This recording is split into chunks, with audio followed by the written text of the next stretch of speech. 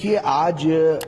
Places of worship act 1991 को लेकर के सुप्रीम कोर्ट ने कुछ महत्वपूर्ण टिप्पणियां की हैं। Jamiat Ulama Hind under the leadership of मौलाना अरशद मदनी साहब सुप्रीम कोर्ट में गई थी और जमीयत उलमा हिंद ने इस पर जल्दी सुनवाई करने के लिए मौलाना अरशद मदनी साहब की क़यादत में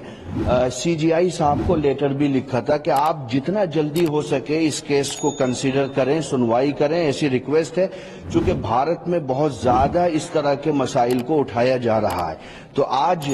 मैं ये कह सकता हूँ कि जमीयत उलमा हिंद के लीडर मौलाना अरशद मदनी साहब के इस रिक्वेस्ट पर सुप्रीम कोर्ट ने आज सुनवाई की और दो बहुत महत्वपूर्ण बातें कही हैं। सुप्रीम कोर्ट ने स्पष्ट रूप में यह आदेश दिया है कि जब तक हम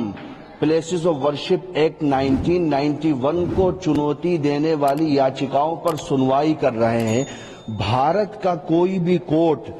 मस्जिद और दरगाह को लेकर के कोई भी सूट रजिस्टर्ड नहीं कर सकता है। जब तक सुप्रीम कोर्ट में सुनवाई पूरी नहीं होती, किसी भी कोर्ट को यह आदेश नहीं है, ये अधिकार नहीं है कि वो कोई सूट रजिस्टर्ड कर ले मस्जिद या दरगाह को लेकर के। नंबर 2, सुप्रीम कोर्ट ने यह भी स्पष्ट किया है कि जो ऑलरेडी सूट रजिस्टर्ड हो चुके हैं उनमें भी